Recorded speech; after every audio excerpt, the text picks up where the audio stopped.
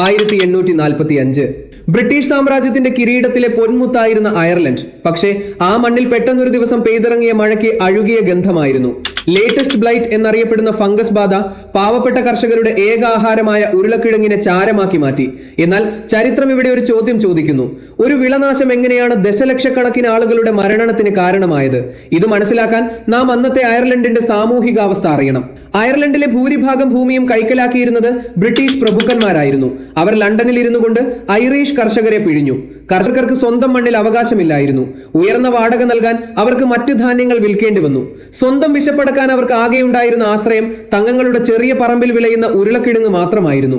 അത് നശിച്ചതോടെ അവരുടെ ജീവിതം വഴിമുട്ടി. ഈ ദുരന്തത്തെ ഒരു വംശഹത്യയാക്കി മാറ്റിയതിൽ ഒരാൾക്ക് വലിയ പങ്കുണ്ട്. സർ ചാൾസ് ട്രെവലിയൻ, ബ്രിട്ടീഷ് ട്രഷറിയിലെ പെർമനന്റ് സെക്രട്ടറി. ഒരു കടുത്ത പ്രൊവിഡൻഷ്യലിസ്റ്റ് ആയിരുന്നു അദ്ദേഹം. അതായത് ഈ ക്ഷാമം ഐറിഷ് ജനതയുടെ മടിയും സ്വഭാവ ദൂഷ്യവും മാറ്റാൻ ദൈവം അയച്ചതാണെന്ന് അദ്ദേഹം വിശ്വസിച്ചു. അദ്ദേഹം നടപ്പിലാക്കിയ ക്രൂരമായ നയങ്ങൾ ഇവയായിരുന്നു. സൗജന്യ ഭക്ഷണം നിർത്തലാക്കി. പട്ടിണിപ്പാവങ്ങൾക്ക് സൗജന്യമായി ഭക്ഷണം നൽകുന്നത് അവരെ മടിയന്മാരാക്കുമെന്ന് അദ്ദേഹം വാദിച്ചു. കഠിനമായ പണി. ഭക്ഷണം ലഭിക്കണമെങ്കിൽ വർക്ക് ഹൗസുകളിൽ കഠിനമായ ശാരീരിക അധ്വാനം ചെയ്യണമെന്ന് നിർബന്ധമാക്കി.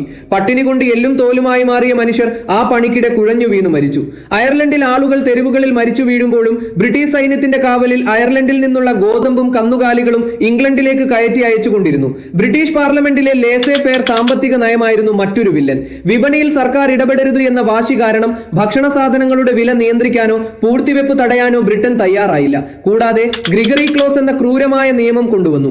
4 ഏക്കറിൽ കൂടുതൽ ഭൂമിയുള്ള ഒരാൾക്കും സർക്കാർ സഹായം നൽകില്ല എന്നതായിരുന്നു ആ നിയമം. വിശപ്പടക്കാൻ വേണ്ടി ആയിരക്കണക്കിന് കർഷകർക്ക് തങ്ങളുടെ പാരമ്പര്യമായി ലഭിച്ച മണ്ണ് പ്രഭുക്കന്മാർക്ക് എഴുതി കൊടുക്കേണ്ടി വന്നു. ക്ഷാമം അവസാനിക്കുമ്പോൾ അയർലൻഡിന്റെ ചിത്രം ഭയാനകമായിരുന്നു.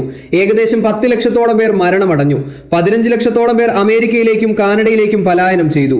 ഇന്നും അയർലൻഡിന്റെ ജനസംഖ്യ ക്ഷാമത്തിന് മുൻപുണ്ടായിരുന്ന അത്രയും എത്തിയിട്ടില്ല എന്നറിയുമ്പോഴാണ് ആ ദുരന്തത്തിന്റെ ആഴം നമുക്ക് മനസ്സിലാകുന്നത്. ഇന്ന് അയർലൻഡ് ഉയർത്തെഴുന്നേറ്റു കഴിഞ്ഞു. പക്ഷേ ചരിത്രത്തിന്റെ താളുകളിൽ ട്രെവലിയന്റെ പേരിനൊപ്പം ഒരു കറയുണ്ട്. ഇന്നും ഐറിഷ് ജനത പാടുന്നു ആ കറുത്ത നാളുകളെ കുറിച്ച്. ഓർക്കുക, അധികാരം അന്ധമാകുമ്പോൾ, നിയമങ്ങൾ മനുഷ്യത്വത്തിന് മുകളിലാകുമ്പോൾ അവിടെ ജനിക്കുന്നത് ചരിത്രം മായ്ക്കാൻ ശ്രമിക്കുന്ന ഇതുപോലെയുള്ള ചോര പുരണ്ട അധ്യായങ്ങളാണ്. വിശപ്പ് ഒരു പ്രകൃതി ദുരന്തമല്ല, ചിലപ്പോൾ അതൊരു രാഷ്ട്രീയ ആയുധമാണ്.